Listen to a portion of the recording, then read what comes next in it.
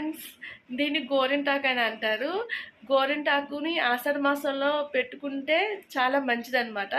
ఎందుకంటే ఆషాఢ మాసంలో ఎక్కువగా వర్షాలు పడతాయి.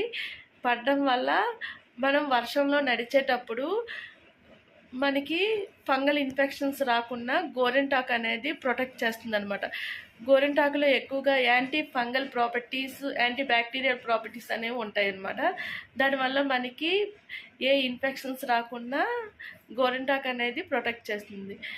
అలాగే ఇది దీంట్లో ఎక్కువగా కూలింగ్ ఎఫెక్ట్ కూడా ఉంటుంది అనమాట. మన బాడీలోన టెంపరేచర్ని, వేడిని తగ్గిస్తుంది అనమాట. అందువల్ల గోరింటాకు అనేది చాలా మంచిది ఫ్రెండ్స్. అలాగే వర్షాకాలంలోన మంచి వాటరు తీసుకుంటే మంచిది ఫ్రెండ్స్. కంటామినేటెడ్ వాటర్ తాగడం వల్ల డిసీజెస్ అనేవి వస్తాయి. Bye bye, take care.